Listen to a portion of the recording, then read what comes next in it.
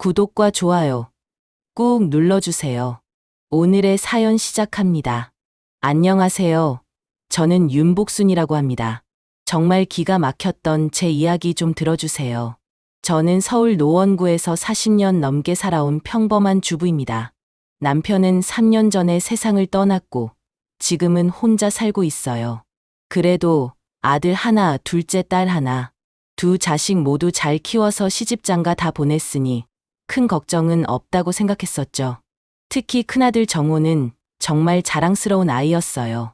서울대 공대를 나와서 지금은 대기업에서 과장으로 일하고 있고 며느리 은지도 명문대 나온 똑똑한 아이예요. 결혼한 지 벌써 7년이 되었는데 손주까지 낳아서 정말 행복했습니다. 4살 된 우리 지민이는 제가 보기에 세상에서 가장 예쁜 아이예요. 올해 제가 68살인데 나이가 들수록 가족의 소중함을 더 깊이 느끼게 되더군요. 남편이 돌아가신 후에도 아들 내외가 정말 잘해줬어요. 한 달에 2번은 꼭 찾아와서 안부를 묻고 명절이면 일찍 와서 차례상 차리는 것도 도와주고요.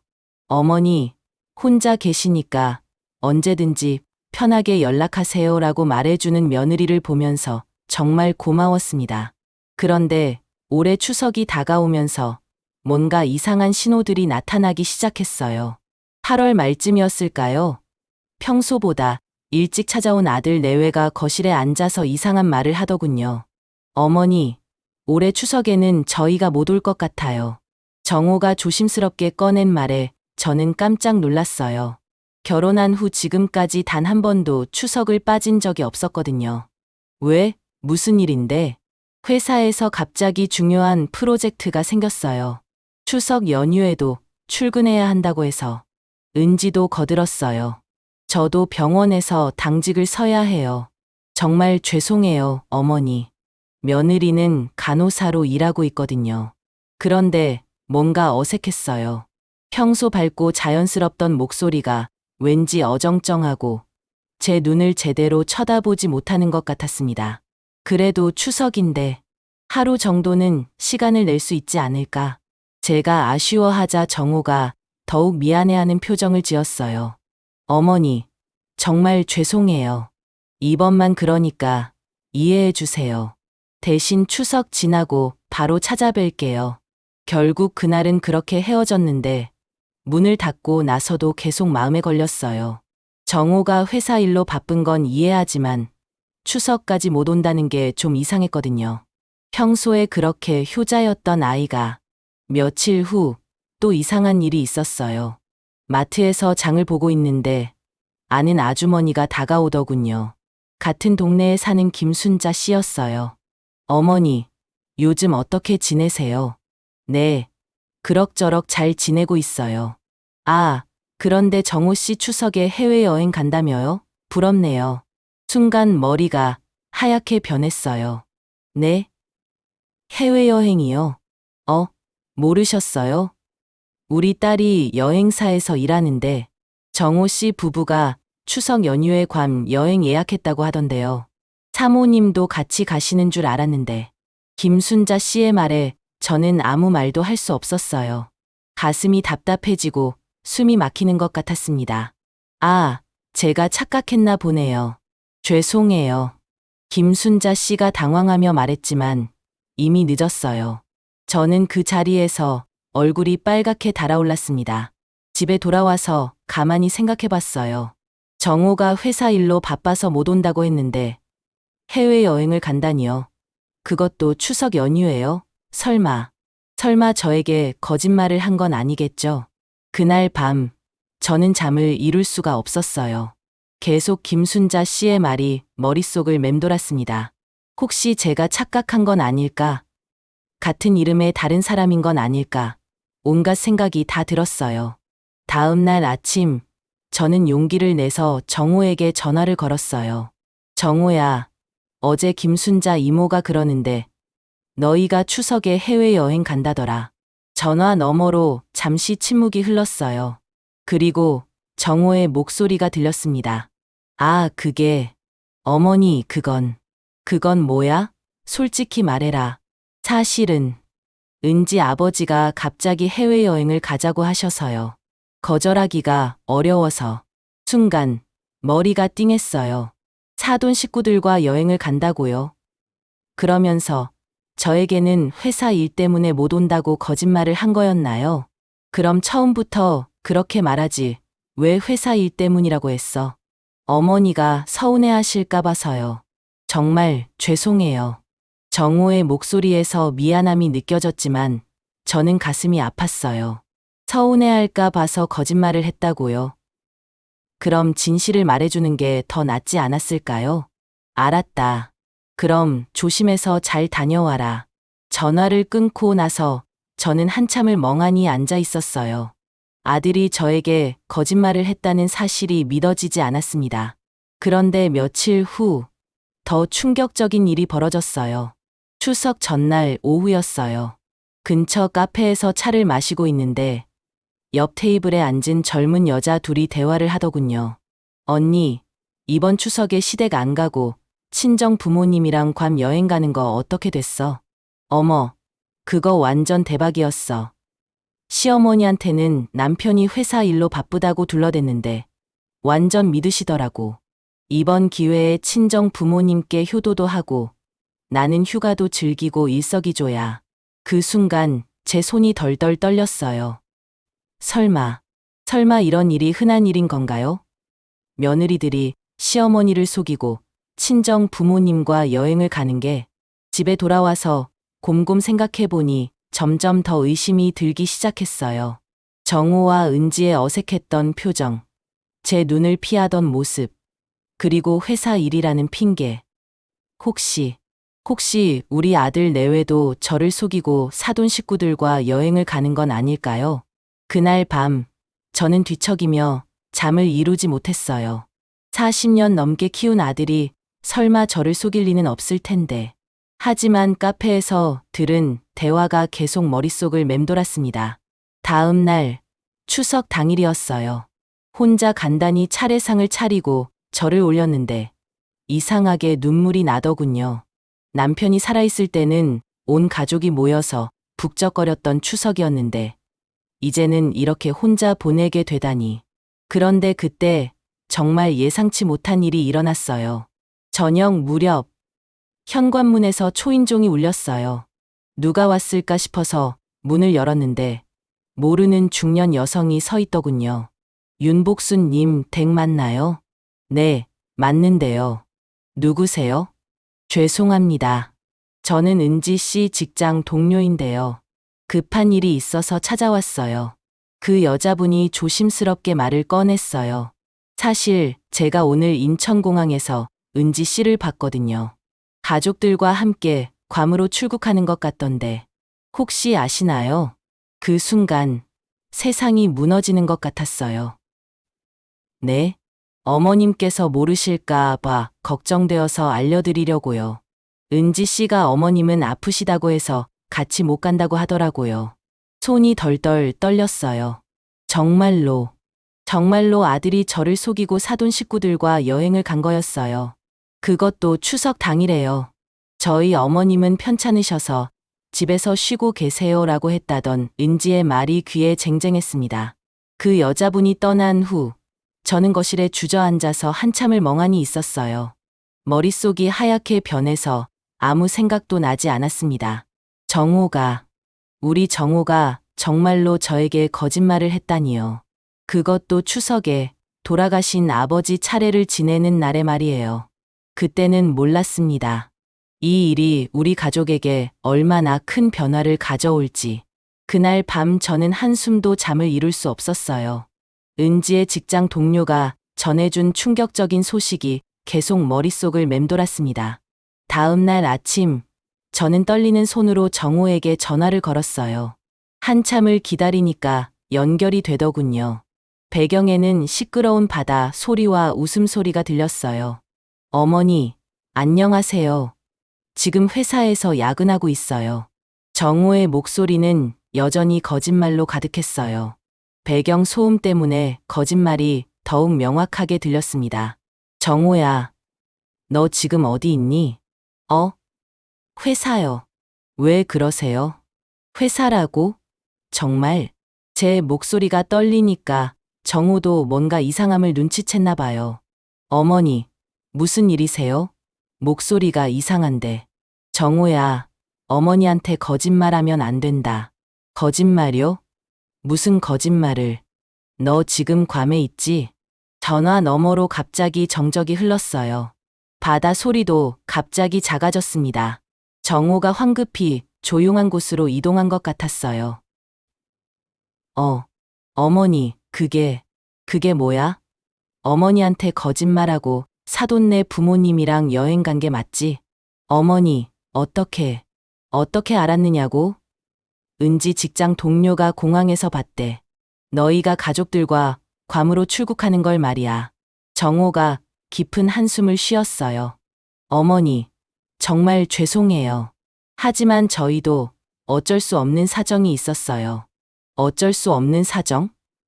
그게 뭔데? 장인어른께서 갑자기 가족 여행을 제안하셨는데 거절하기가 어려워서요. 그리고 사실 저희도 한 번쯤은 편하게 휴가를 보내고 싶었고, 그럼 처음부터 솔직하게 말하지. 왜 거짓말을 했어? 어머니가 서운해하실까 봐서요. 서운해할까 봐서 거짓말을 했다고요. 진짜 서운한 건 바로 지금이었어요. 거짓말을 들켰을 때가 말이에요. 정호야, 그럼 아버지 차례는? 차례요. 오늘 추석인데 아버지 차례는 누가 지내? 아, 그건. 정호가 말을 못하고 있으니까 뒤에서 은지 목소리가 들렸어요. 여보, 빨리 와요. 스노클링 시간이에요. 그 순간 정말 가슴이 찢어지는 것 같았어요. 아들은 신나게 바다에서 놀고 있는데 저는 혼자서 돌아가신 남편의 차례를 지내고 있었던 거예요. 정호야. 네, 어머니. 다시는 전화하지 마라. 어머니. 저는 전화를 끊어버렸어요. 그리고 그 자리에서 펑펑 울었습니다. 40년 넘게 키운 아들이, 그렇게 자랑스럽다고 생각했던 아들이 저를 이렇게 배신할 줄은 몰랐어요. 다음 날부터 정호가 계속 전화를 걸어왔지만 받지 않았어요. 문자도 수없이 왔지만 읽지도 않았습니다. 너무 화가 났거든요.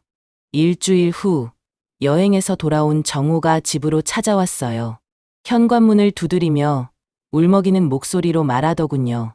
어머니, 문 좀 열어주세요. 정말 죄송해요. 하지만 저는 문을 열어주지 않았어요. 돌아가라. 더 이상 내 아들 아니다. 어머니, 제발 한 번만 기회를 주세요. 기회. 추석에 아버지 차례도 안 지내고 신나게 여행 다녀온 놈한테 무슨 기회를 줘. 문 밖에서 정호가 흐느끼는 소리가 들렸어요. 하지만 저는 마음을 굳게 먹었습니다. 그 후로도 정호가 몇 번 더 찾아왔지만 만나주지 않았어요. 은지도 한 번 와서 사과했지만 마찬가지였습니다. 어머니, 저희가 잘못했어요. 정말 죄송합니다. 죄송하면 다야?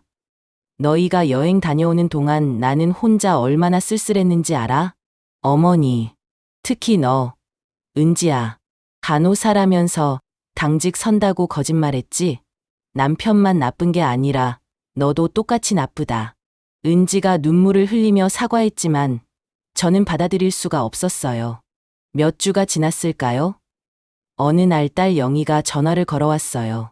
엄마, 오빠가 엄마 때문에 너무 힘들어해요. 한번 만나서 얘기해보세요. 영희야, 너도 오빠 편드는 거니? 편드는 게 아니라 오빠도 많이 반성하고 있어요. 그리고 엄마가 너무 화를 오래 내시는 것 같아서요. 딸까지 아들 편을 들자 더 화가 났어요. 오빠가 뭘 반성해? 추석에 어머니 혼자 두고 여행 간 걸 반성한다고? 엄마, 그래도 오빠는 평소에 엄마한테 잘했잖아요. 한 번 실수한 걸로. 한 번 실수. 영희야, 이게 단순한 실수인 줄 아니? 저는 딸에게도 화를 내며 전화를 끊어버렸어요. 그런데 며칠 후 정말 예상치 못한 일이 벌어졌어요. 동네 부동산에서 전화가 왔어요. 어르신, 혹시 집 매각하실 생각 없으세요? 요즘 노원구 아파트 값이 많이 올라서 지금 팔면 좋은 가격을 받으실 수 있을 것 같은데요. 집을 팔라고요? 전혀 생각해보지 않았던 일이었어요. 아니요. 팔 생각 없어요. 아, 그러세요. 하지만 혹시 마음이 바뀌시면 언제든 연락하세요. 이 아파트 같으면 지금 시세로 15억은 받으실 수 있을 거예요. 15억이라고요? 저희 집이 그렇게 비싸졌나요? 전화를 끊고 나서 문득 생각이 들었어요. 저는 지금 혼자 살고 있고 이렇게 큰 집이 필요한가? 그리고 나중에 제가 세상을 떠나면 어차피 정호가 물려받을 텐데 그 순간 정호가 저를 배신했던 일이 다시 떠올랐어요. 추석에 거짓말하고 여행 간 아들이 제 재산을 물려받는다고요? 며칠 동안 계속 그 생각이 머릿속을 맴돌았어요. 그리고 어느 날 결심을 했습니다. 저는 다시 부동산에 전화를 걸었어요. 여기 어제 전화하신 분인가요? 집 매각 건으로요. 아, 네. 매각하시려고요? 일단 정확한 시세부터 알아보고 싶어요. 며칠 후 부동산 중개사가 집을 보러 왔어요. 꼼꼼히 살펴본 후에 말하더군요. 이 정도 면적의 이 위치면 15억에서 16억 사이로 매매가 가능할 것 같습니다. 요즘 노원구가 재개발 얘기도 있고 해서 인기가 많아요. 16억. 정말 큰 돈이었어요. 혹시 빨리 팔 수 있을까요? 네. 이런 조건이면 한 달 내에도 가능할 것 같습니다.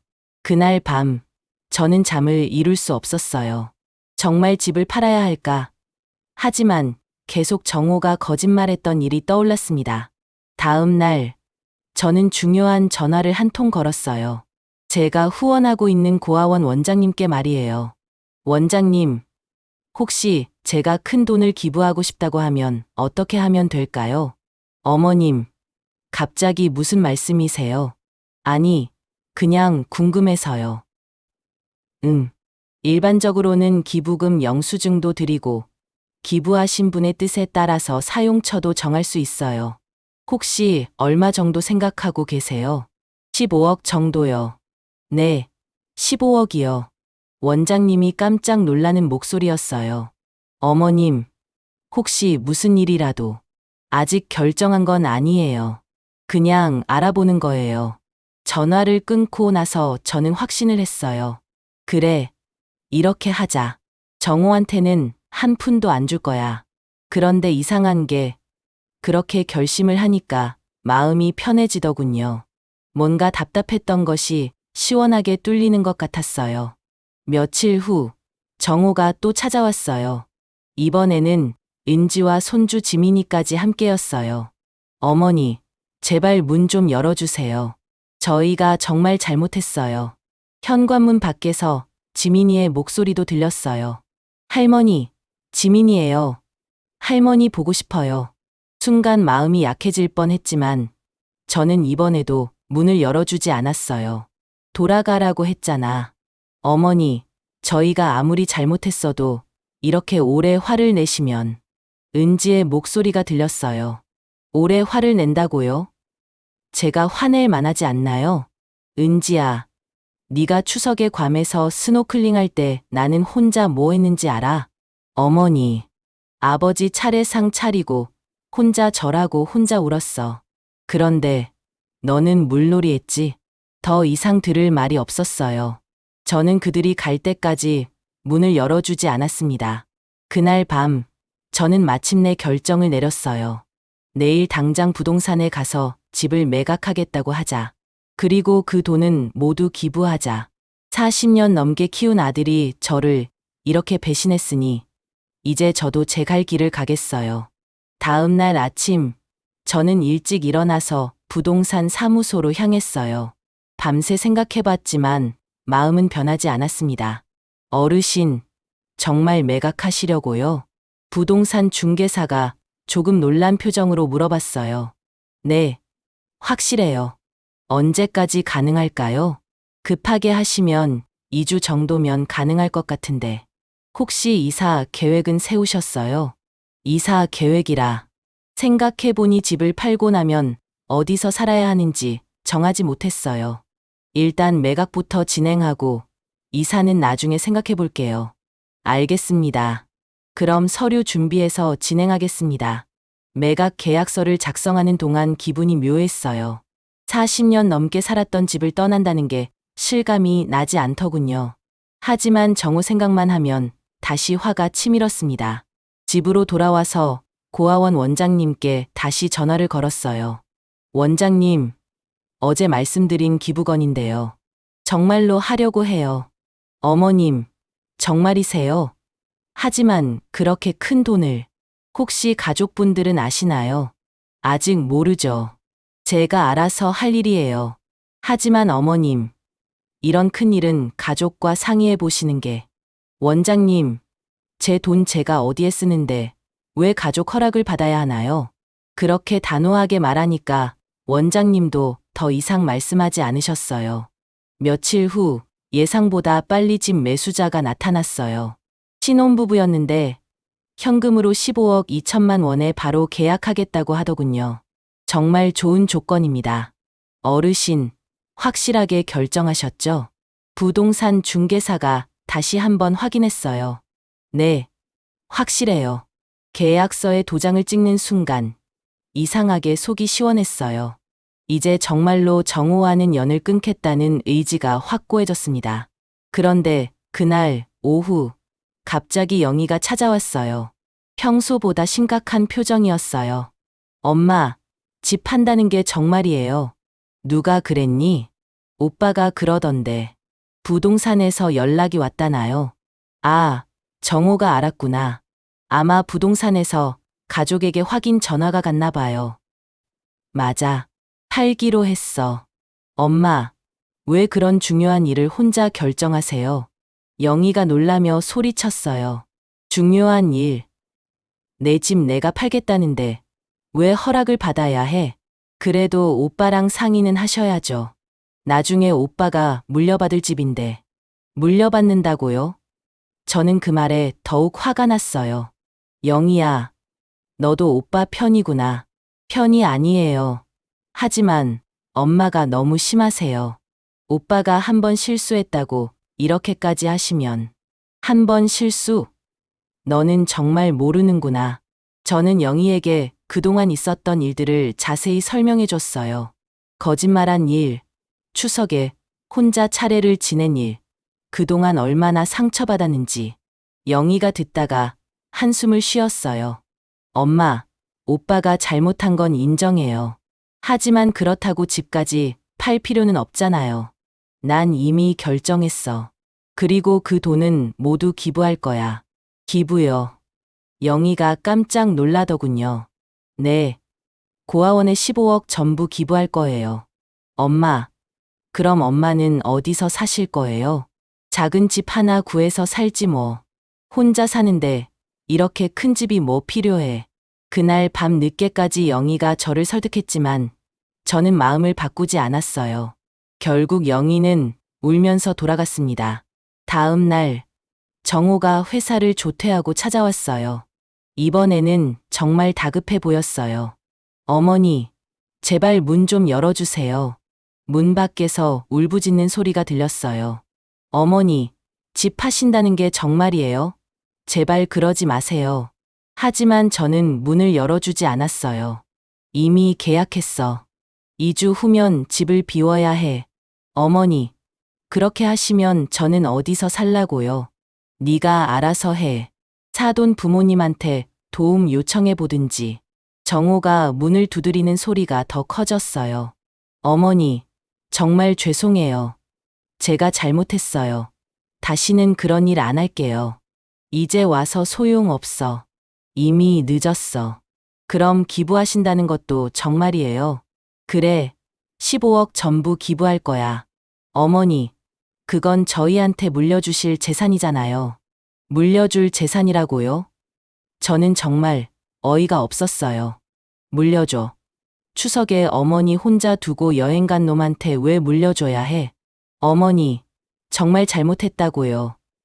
앞으로는 추석, 설날 모두 빠짐없이 올게요. 말만 하면 뭐해. 믿을 수가 없어. 그날도 정호는 몇 시간 동안 문 밖에서 사정했지만 저는 끝까지 문을 열어주지 않았어요. 며칠 후 이번에는 은지의 어머니가 찾아왔어요. 제 사돈이죠. 사돈댁, 안녕하세요. 아, 네. 안녕하세요. 사돈이 조심스럽게 말을 꺼냈어요. 사실은 우리 애들이 괌 여행 갔던 일 때문에 말씀드리려고 왔어요. 아, 그 일 말씀이세요. 정말 죄송해요. 제가 갑자기 가족 여행을 제안한 거라서 애들이 거절하기 어려웠을 거예요. 사돈이 고개를 숙이며 사과했어요. 사돈댁이 사과하실 일은 아니에요. 정호가 잘못한 거죠. 하지만 제가 여행을 제안한 것도 잘못이에요. 그리고 사돈댁께서 집을 파신다는 얘기를 들었는데, 네, 팔기로 했어요. 혹시 저희 때문에 그러시는 건 아니죠? 사돈의 목소리가 조심스러웠어요. 사돈댁 때문이 아니라 정호 때문이에요. 사돈댁, 아무리 그래도 집까지 파실 필요는 없지 않나요? 애들이 정말 반성하고 있어요. 반성한다고 해서 다 되는 건 아니에요. 사돈과 1시간 정도 얘기했지만 역시 마음을 바꾸지 않았어요. 그런데 그 다음 날 정말 예상치 못한 일이 일어났어요. 아침에 현관문을 열고 나가려는데 바닥에 편지 한 통이 놓여 있었어요. 정호가 쓴 편지였어요. 어머니께 정말 죄송합니다. 제가 어머니께 거짓말한 것, 추석에 혼자 두고 여행 간 것, 모든 게 제 잘못입니다. 어머니가 얼마나 상처받으셨는지 이제야 알겠어요. 매일 밤 잠을 못 자고 있습니다. 은지도 마찬가지예요. 어머니, 제발 한 번만 기회를 주세요. 집 파시는 것도, 기부하시는 것도 모두 취소해 주세요. 앞으로는 정말 효자가 되겠습니다.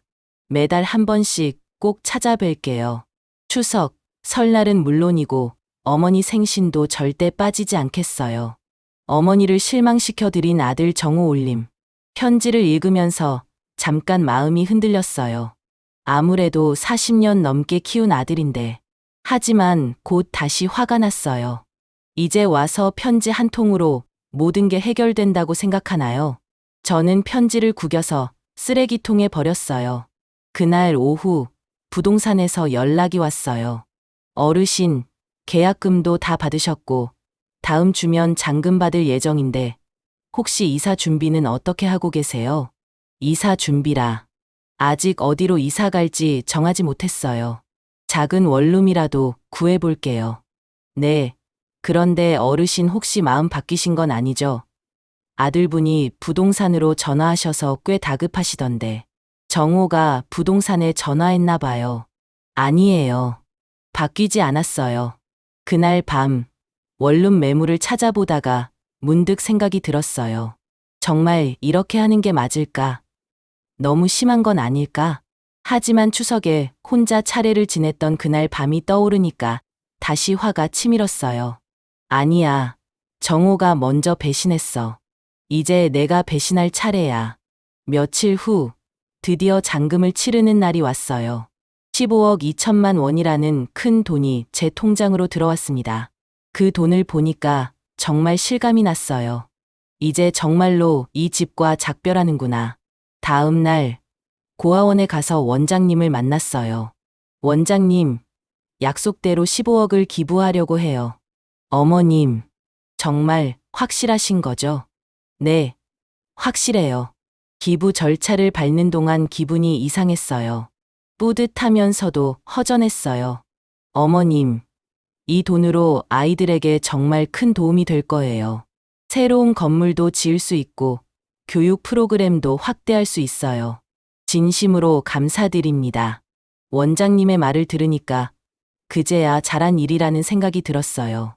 기부를 마치고 집으로 돌아오는데 현관문 앞에 정호와 은지, 그리고 영희까지 모두 모여 있었어요. 손주 지민이도 함께 있었습니다. 엄마, 영희가 달려와서 제 팔을 붙잡았어요. 엄마, 정말 기부하셨어요? 그래, 했어. 정호가 얼굴이 하얗게 질린 채로 말했어요. 어머니, 정말로 하신 거예요? 응, 15억 전부. 정호가 그 자리에서 주저앉았어요. 은지도 벽에 기대며 숨을 몰아쉬었습니다. 어머니, 어떻게 이럴 수가, 어떻게 이럴 수가 있느냐고. 너도 추석에 어머니 두고 여행 갈 때는 어떻게 그럴 수 있다고 생각 안 했니? 하지만 이건 너무 심해요. 은지가 울먹이며 말했어요. 심해? 내가 심한 거야. 너희가 심한 거야. 그때 지민이가 제 앞으로 와서 말했어요. 할머니, 아빠가 울어요. 할머니가 화 안 내면 안 돼요. 순간 마음이 약해질 뻔했지만 저는 고개를 돌렸어요. 영희가 중재하려고 했어요. 엄마, 오빠도 이제 충분히 반성했으니까.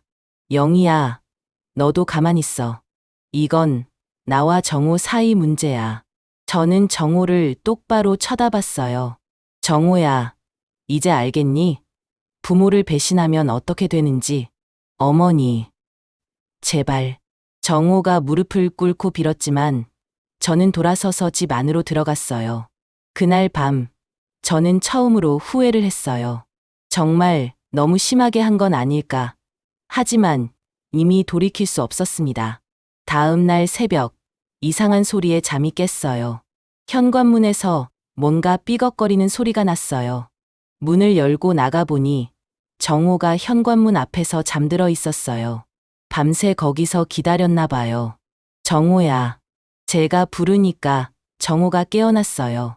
눈이 퉁퉁 부어 있었습니다. 어머니. 제발, 제발 용서해 주세요. 그 순간 저는 마음이 좀 누그러지는 것 같았어요. 아무리 미워도 제가 낳고 키운 아들인데. 정호야, 일어나거라. 어머니가 용서해 주실 때까지 안 일어날 거예요. 일어나라고 했잖아. 정호가 비틀거리며 일어났어요. 들어와. 처음으로 정호를 집 안으로 들여보냈어요. 거실에 앉아서 마주 보니까 정호가 많이 초췌해져 있었어요. 정호야, 너 많이 힘들었구나. 어머니. 하지만 나도 힘들었어. 너희가 여행 다녀오는 동안 얼마나 외로웠는지 알아? 죄송해요, 어머니. 정말 죄송해요. 정호가 눈물을 흘리며 말했어요. 잠시 조용한 시간이 흘렀어요. 그리고 저는 중요한 결정을 내렸습니다. 정호야. 네, 어머니. 기부한 건 취소할 수 없어. 이미 고아원 이름으로 건물도 짓기로 했고. 어머니. 하지만 너희가 정말 반성하고 있다는 걸 알겠어. 그럼 앞으로 네가 정말 반성하고 효자 노릇 제대로 한다면 집값에서 중개 수수료 빼고 남은 2천만 원은 너한테 줄게. 어머니, 단 조건이 있어. 매달 2번씩 나를 찾아와야 해. 그리고 추석, 설날은 절대 빠지면 안 돼. 네, 꼭 지키겠어요. 그 순간 정호의 얼굴이 밝아졌어요. 하지만 저는 마지막으로 한 가지 더 말했습니다. 그런데 정호야, 이번이 정말 마지막이야.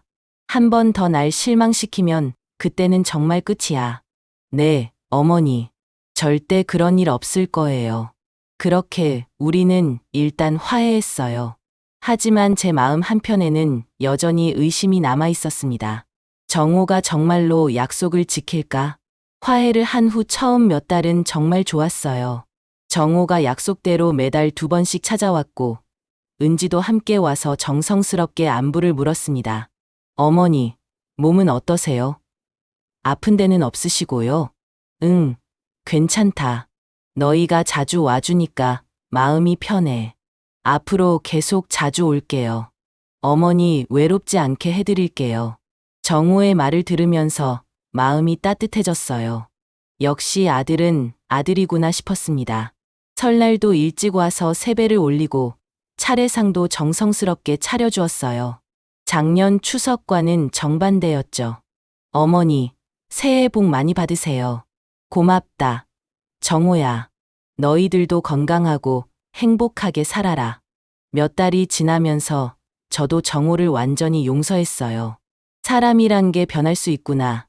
이번 일로 정호가 정말 철이 든 것 같다고 생각했습니다. 그런데 6개월이 지난 어느 날 이상한 일이 일어났어요. 동네 마트에서 장을 보고 있는데 뒤에서 누군가 제 이름을 부르더군요. 복순 씨. 돌아보니 같은 동네에 사는 박영자 씨였어요. 어머, 영자 씨. 안녕하세요. 복순 씨. 아드님이 요즘 효자가 됐다면서요? 자주 오신다고 들었어요. 네, 그렇더라고요. 이제야 철이 든 것 같아요. 그런데 말이에요. 박영자 씨가 조심스럽게 말을 꺼냈어요. 제가 지난주에 강남에 볼 일이 있어서 갔다가 우연히 아드님을 봤거든요. 정호를요? 네.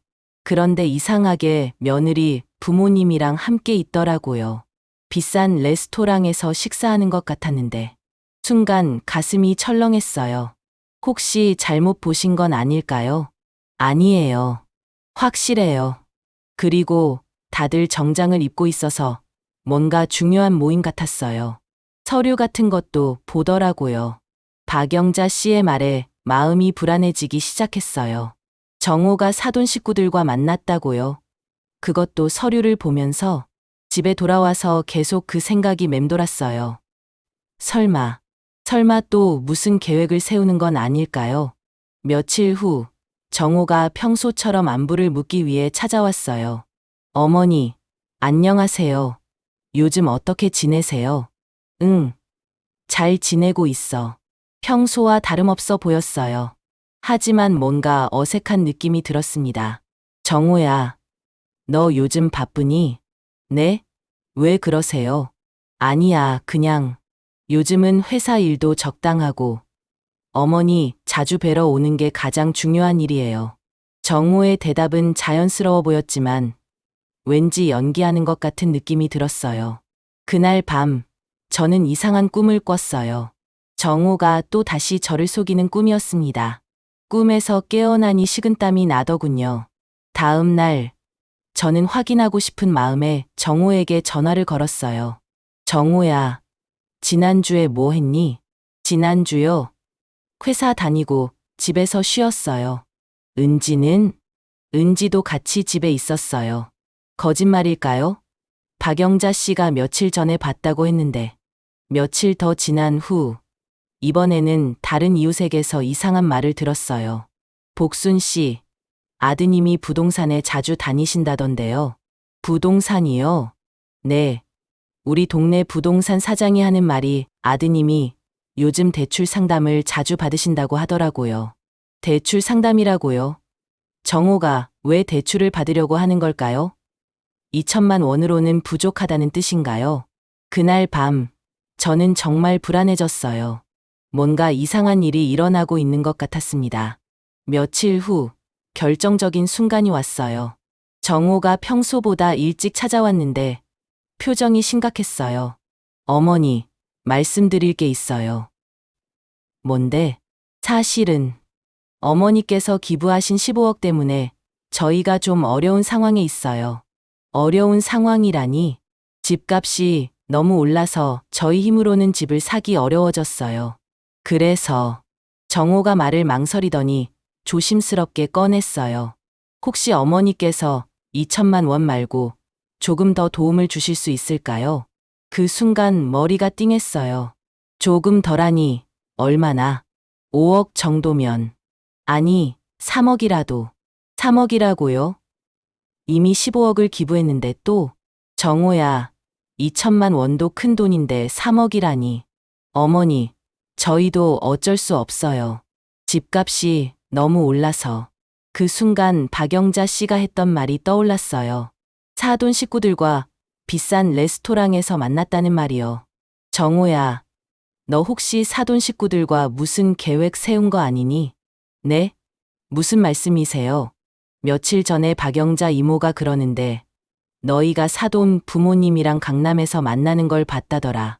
정호의 얼굴이 순간 굳어졌어요. 아, 그건 뭐야? 또 거짓말하는 거야? 어머니, 그냥 식사 한 번 한 거예요. 식사. 서류까지 보면서 정호가 답을 못하고 있으니까 더 의심이 들었어요. 정호야, 솔직히 말해라. 뭘 계획하고 있는 거야? 계획이라니요. 그때 제 직감이 번개처럼 스쳤어요. 설마 또 나를 속이려는 건 아닐까? 정호야, 너 지금 연기하고 있는 거지? 어머니, 무슨. 이 몇 달 동안 효자 노릇한 것도 다 연기였어. 정호의 표정이 완전히 굳어졌어요. 그리고 잠시 후 한숨을 쉬더니 말했어요. 어머니가 다 아시는군요. 그 순간 세상이 무너지는 것 같았어요. 정말, 정말이야? 네. 사실 저희가 이 몇 달 동안 계획을 세웠어요. 무슨 계획? 어머니께 잘 보여드려서 추가로 돈을 더 받아내는 계획이요. 15억을 기부하셔서 2천만 원으로는 집을 살 수가 없거든요. 저는 그 자리에서 주저앉을 뻔했어요. 정호가 정말로 또 저를 속였다니요. 그럼 매달 2번씩 찾아온 것도? 네. 모두 연기였어요. 설날에 일찍 와서 세배 올린 것도? 그것도요. 눈앞이 캄캄해졌어요. 제가 얼마나 바보였던 걸까요? 어머니, 그래도 저희도 어쩔 수 없었어요. 15억이나 기부하셔서 어쩔 수 없었다고? 저는 정호를 똑바로 쳐다봤어요. 정호야, 네가 지금 무슨 말을 하고 있는지 알아? 어머니, 너는 2번 날 배신했어. 추석에 1번, 그리고 지금 또 1번.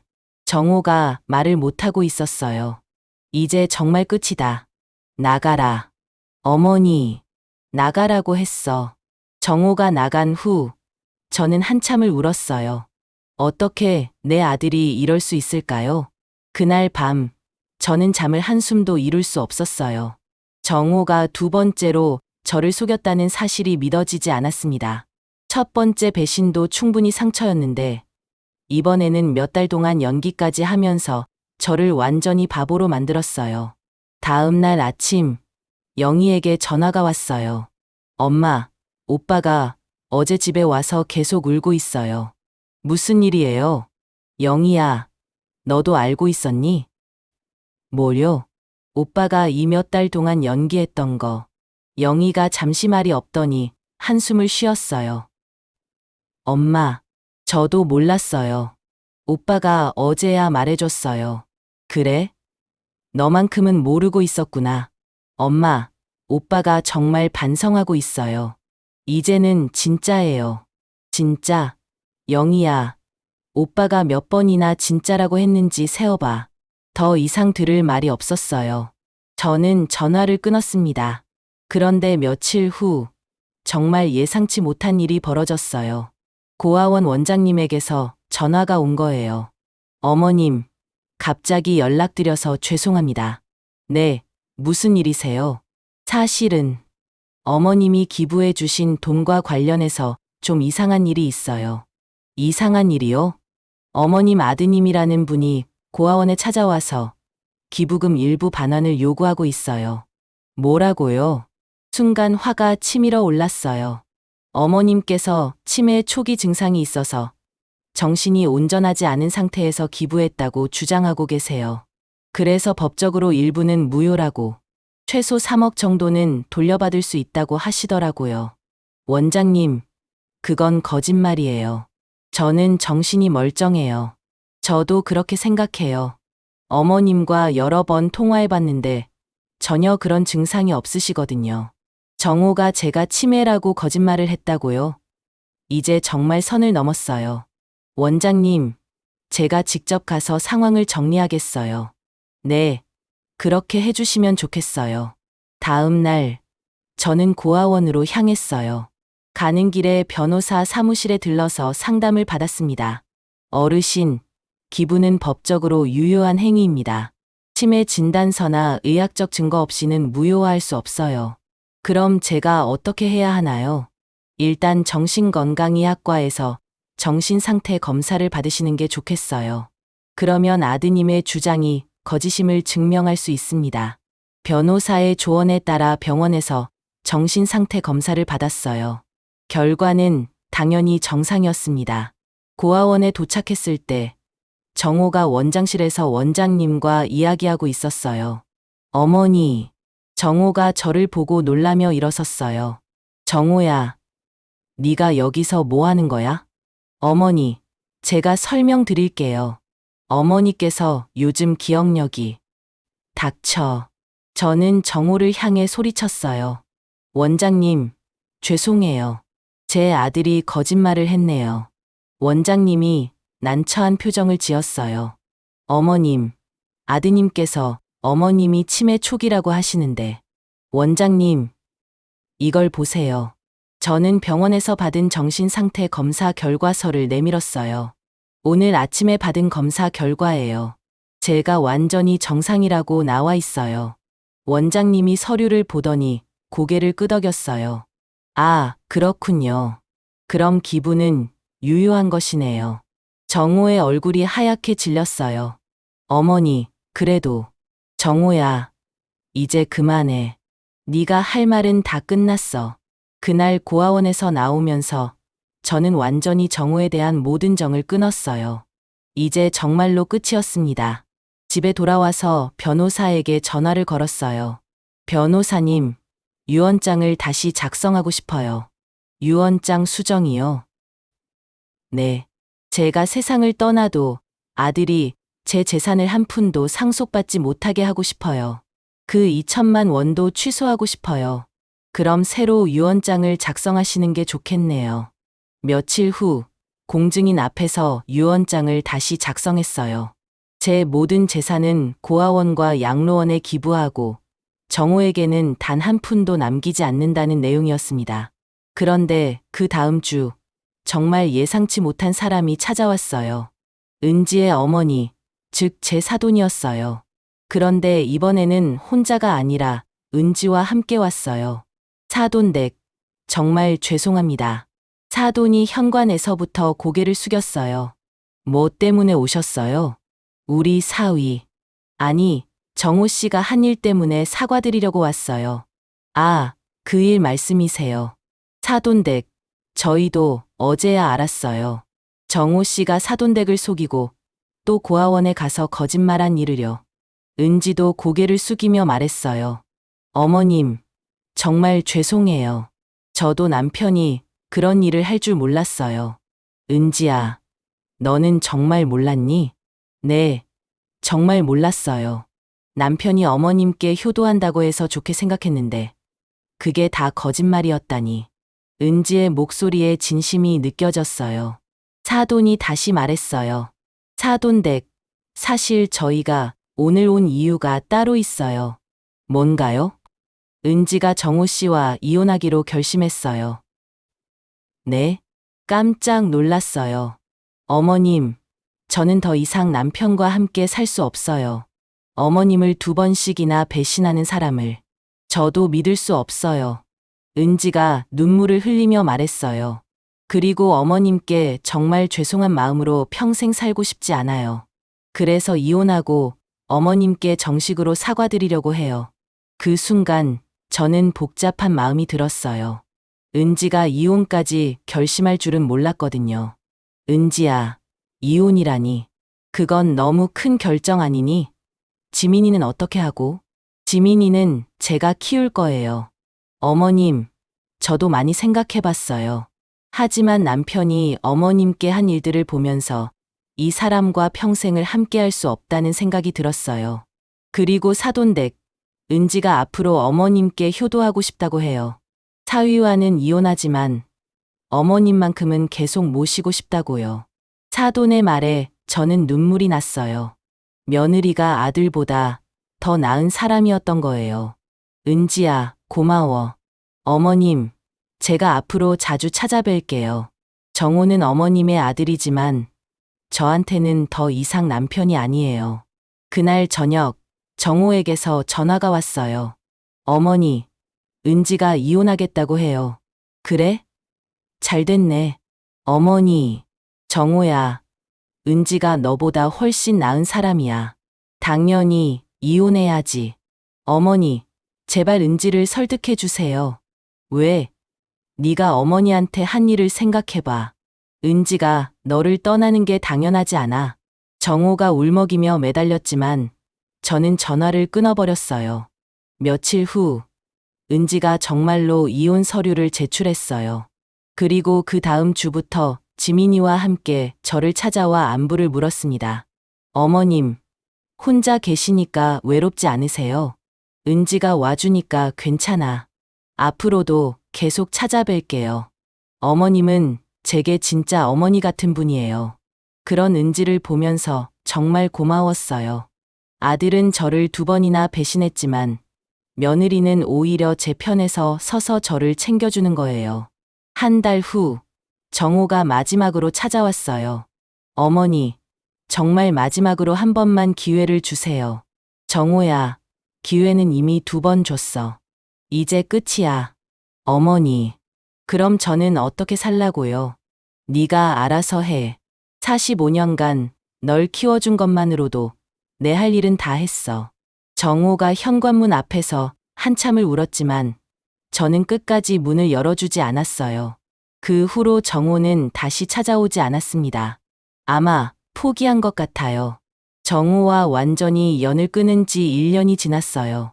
처음에는 허전했지만 시간이 지나면서 마음이 편해졌습니다. 은지는 약속대로 일주일에 한 번씩 지민이와 함께 찾아와 안부를 물었어요. 이혼한 며느리가 시어머니를 챙기는 경우는 흔하지 않은데 은지는 정말 성실하게 저를 돌봐주었습니다. 어머님, 오늘은 삼계탕을 끓여왔어요. 여름이니까 보양식 드셔야죠. 은지야, 고마워. 네가 이렇게까지 해줄 필요는 없는데. 어머님, 저한테는 어머님이 친정어머니보다 더 소중한 분이에요. 정호와 이혼했다고 해서 어머님과의 인연까지 끊을 수는 없어요. 은지의 말을 들으면서 정말 고마웠어요. 친아들은 저를 2번이나 배신했지만 이혼한 며느리가 오히려 더 큰 효도를 하고 있으니 아이러니했습니다. 지민이도 이제 5살이 되어 말도 제법 하고 저를 정말 따랐어요. 할머니, 저 할머니 사랑해요. 그래? 할머니도 지민이 사랑해. 엄마가 그러는데 아빠는 나쁜 사람이래요. 할머니한테 나쁜 짓을 했다고요. 어린 지민이의 말에 마음이 아팠어요. 아이에게 아빠는 나쁜 사람이라고 말해야 하는 은지의 마음이 어떨까 싶었습니다.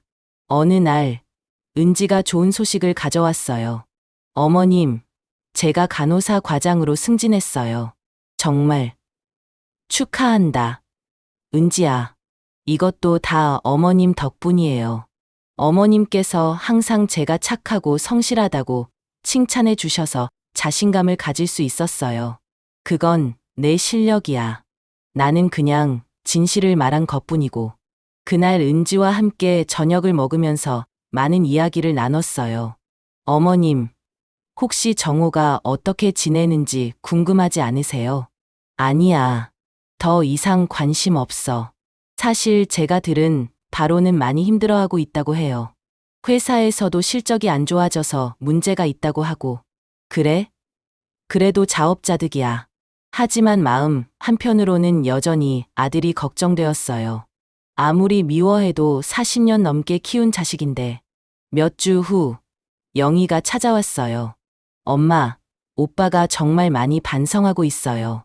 영희야, 그 얘기 하지 마. 엄마, 그래도 한번 들어보세요. 오빠가 진짜로 깨달은 것 같아요. 깨달았다고? 몇 번째 깨달음인데? 이번에는 진짜예요. 은지와도 이혼하고 나서 정말 많이 후회하고 있어요.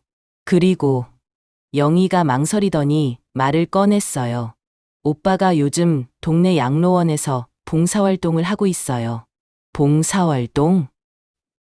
네.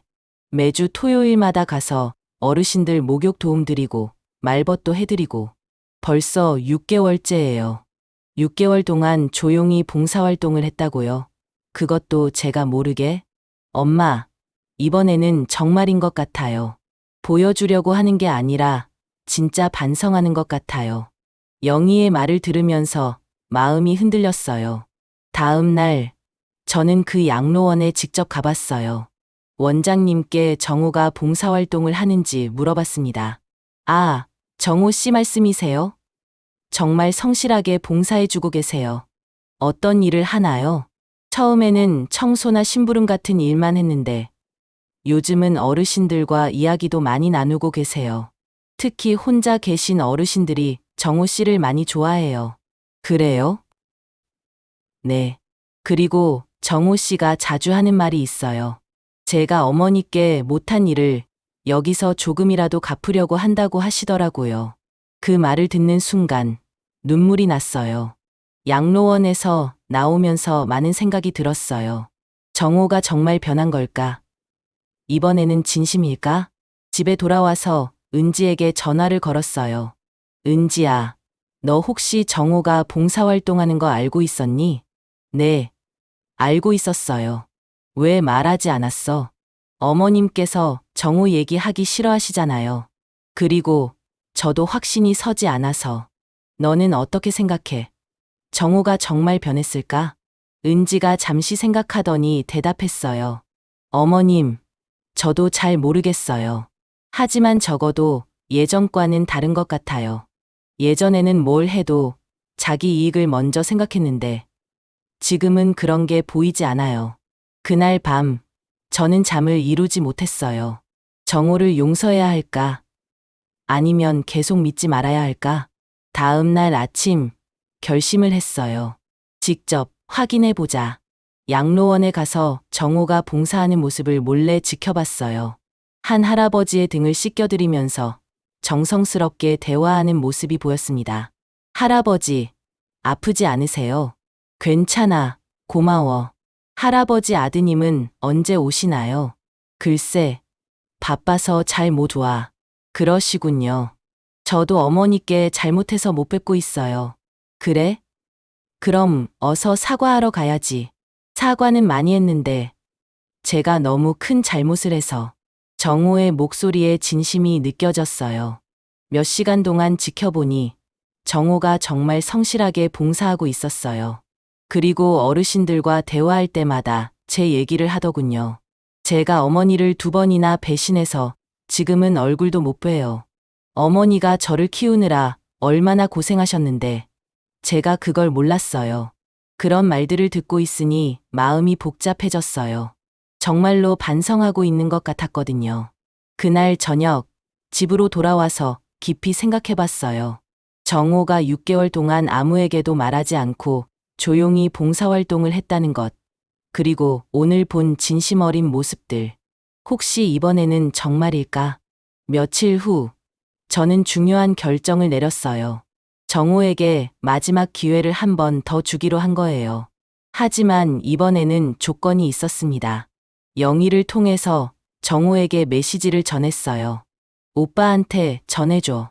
1년 동안 봉사활동을 계속하면 그때 한번 만나주겠다고. 엄마, 정말이에요? 응.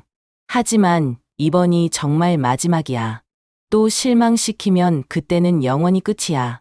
영희가 기뻐하며 정호에게 연락했어요. 정호는 울면서 고맙다고 했다더군요. 그 후로 1년이 지났어요. 정호는 정말로 매주 양로원에서 봉사활동을 했고 중간에 한 번도 빠지지 않았습니다. 가끔 몰래 가서 지켜봤는데 정호가 정말 성실하게 어르신들을 돌보고 있었어요. 그리고 점점 더 자연스럽고 따뜻해지는 모습이 보였습니다. 마침내 1년이 다 되었을 때 영희가 전화했어요. 엄마, 오빠가 1년 봉사활동을 다 채웠어요. 그래? 정말 한 번도 안 빠뜨렸나? 네. 한 번도 안 빠뜨렸어요. 심지어 아플 때도 갔어요. 저는 약속을 지켜야 했어요. 다음 주 토요일, 정호와 만나기로 했어요. 장소는 우리 집 근처 카페였습니다. 약속 시간보다 일찍 나가서 기다리고 있는데 정호가 나타났어요. 1년 전보다 더 많이 야위었지만 표정은 평온해 보였습니다. 어머니, 앉아라. 정호가 조심스럽게 앉았어요. 1년 동안 봉사활동했다며? 네. 힘들지 않았니? 아니요. 오히려 보람 있었어요. 정호의 대답이 진심으로 느껴졌어요. 정호야. 네, 어머니. 너 정말 변한 거니? 정호가 잠시 생각하더니 대답했어요. 어머니, 저도 확신할 수는 없어요. 하지만 적어도 예전에 제가 얼마나 이기적이었는지는 알겠어요. 그래? 네. 양로원에서 혼자 계신 할아버지, 할머니들을 보면서 어머니 마음을 조금이나마 알 수 있었어요. 정호의 목소리가 떨렸어요. 어머니, 제가 어머니께 한 일들이 얼마나 큰 상처였는지 이제야 알겠어요. 그 순간 저는 정호가 정말로 변했다는 것을 느꼈어요. 정호야. 네? 이제 그만하자. 네? 화내는 것, 미워하는 것. 이제 그만하자.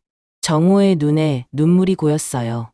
어머니, 정말 용서해 주시는 거예요? 응. 하지만 조건이 있어. 말씀하세요. 앞으로는 진짜로 효자해라. 그리고 다시는 나를 실망시키지 마라. 네, 꼭 지키겠습니다. 정호가 눈물을 흘리며 약속했어요. 그날부터 정호는 정말로 달라졌어요. 일주일에 한 번씩 꼬박꼬박 찾아와서 안부를 물었고, 명절이면 일찍 와서 차례상을 정성스럽게 차렸습니다. 그리고 은지도 계속 저를 찾아와 주었어요. 이혼했지만 여전히 며느리처럼 저를 모셨습니다. 몇 달 후 놀라운 일이 일어났어요. 정호와 은지가 재결합을 고려하기 시작한 거예요.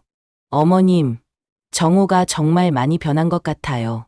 은지가 조심스럽게 말했어요. 그래? 너도 그렇게 생각하는구나. 네. 지민이도 아빠를 보고 싶어 해요. 그리고 정호가 계속 사과하면서 다시 가족이 되고 싶다고 하더라고요. 은지야, 그건 네가 결정할 일이야. 하지만 신중하게 생각해봐. 네, 어머님. 조금 더 지켜본 다음에 결정할게요. 몇 달 더 지난 후, 은지와 정호가 정말로 재결합하기로 했어요. 어머님, 저희가 다시 만나보기로 했어요. 은지가 수줍게 말했어요. 정말 좋은 결정이야. 정호가 정말 많이 변했어요. 이제는 믿을 수 있을 것 같아요. 그래, 잘 됐다. 그렇게 우리 가족은 다시 원래대로 돌아왔어요. 하지만 예전과는 달랐습니다. 모든 것이 더 소중하게 느껴졌거든요. 이제 2년이 더 지났어요. 저는 올해 72살이 되었고, 정호는 약속을 잘 지키고 있습니다. 은지도 행복해 보이고, 지민이는 이제 8살이 되어 초등학교에 입학했어요. 지난주 추석에는 온 가족이 모여서 차례를 지냈어요. 4년 전 정호가 거짓말하고 여행 갔던 그 추석이 거짓말 같았습니다. 어머니, 옛날에 정말 죄송했어요. 정호가 차례를 지내면서 다시 한번 사과했어요. 이제 그런 얘기 하지 마. 다 지난 일이야. 어머니 덕분에 제가 진짜 사람이 됐어요. 차례가 끝나고 온 가족이 함께 식사를 하는데 정말 행복했어요. 할머니, 저도 나중에 봉사활동 할 거예요. 지민이가 말했어요. 그래? 우리 지민이가 참 착하네. 아빠처럼 할아버지, 할머니들 도와드릴 거예요. 아이의 말을 들으면서 뿌듯했어요. 저녁이 되어서 모두들 집으로 돌아간 후 혼자 거실에 앉아서 지난 몇 년을 돌이켜봤어요. 정호의 첫 번째 배신, 분노했던 시간들, 집을 팔고 기부했던 일, 두 번째 배신을 알았을 때의 절망감, 그리고 마침내 진짜 화해에 이르기까지. 정말 힘든 시간들이었지만 지금 생각해보면 필요한 과정이었던 것 같아요. 만약 제가 처음에 그냥 넘어갔다면 정호는 변하지 않았을 거예요. 그리고 우리 관계도 겉으로만 평온한 거짓된 관계였을 겁니다. 하지만 이 모든 과정을 겪으면서 정호도 성장했고 저도 많은 것을 배웠어요. 자식이라고 해서 무조건 용서하는 것이 옳은 건 아니라는 것, 때로는 단호해야 진정한 사랑이라는 것, 그리고 진짜 반성은 행동으로 보여야 한다는 것 말이에요. 지금 우리 가족은 예전보다 더 끈끈하고 진솔해졌어요. 서로를 당연하게 여기지 않고 매 순간을 소중하게 생각하게 되었습니다. 고아원에 기부한 15억도 후회하지 않아요. 그 돈으로 많은 아이들이 더 나은 환경에서 생활하고 있으니까요. 지난달에는 복순관이라는 이름의 새 건물 준공식도 있었는데 온 가족이 함께 참석했어요. 정호도 정말 뿌듯해 하더라고요. 어머니, 이렇게 좋은 일 하신 게 정말 자랑스러워요. 너도 나중에 여유 있을 때 좋은 일 해라. 네, 꼭 그렇게 하겠어요. 요즘에는 정호가 저를 모시고 양로원 봉사활동에 함께 가기도 해요. 처음에는 어색했지만 이제는 함께하는 시간이 즐겁습니다. 어머니, 제가 진짜 효자 되었죠? 어느 날 정호가 장난스럽게 물어봤어요. 아직 멀었어. 더 열심히 해. 네, 평생 열심히 하겠습니다. 그런 정호를 보면서 웃음이 나와요. 은지도 여전히 저를 잘 챙겨줘요.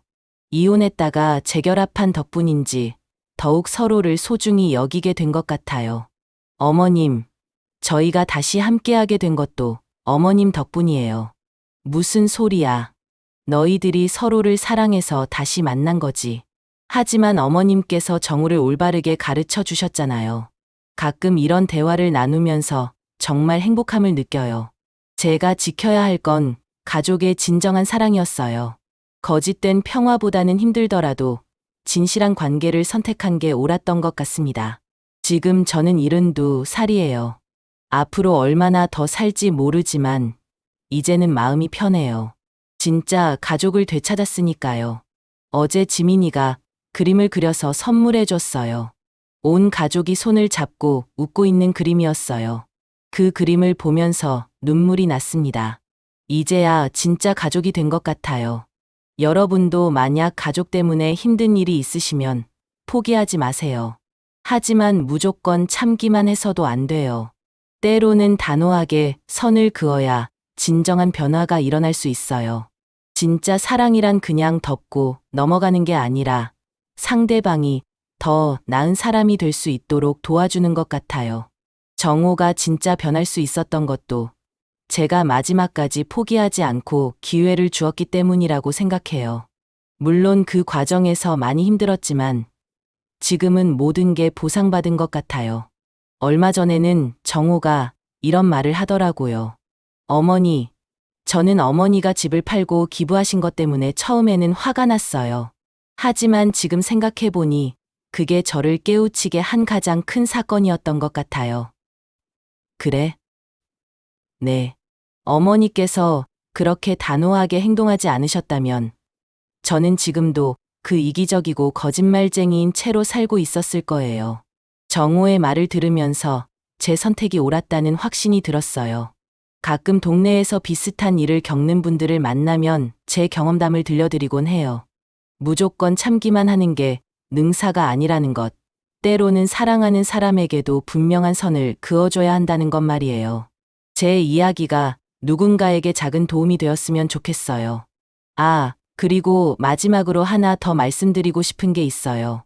제가 고아원에 기부한 돈으로 지어진 복숭관에서는 지금도 많은 아이들이 꿈을 키우고 있어요.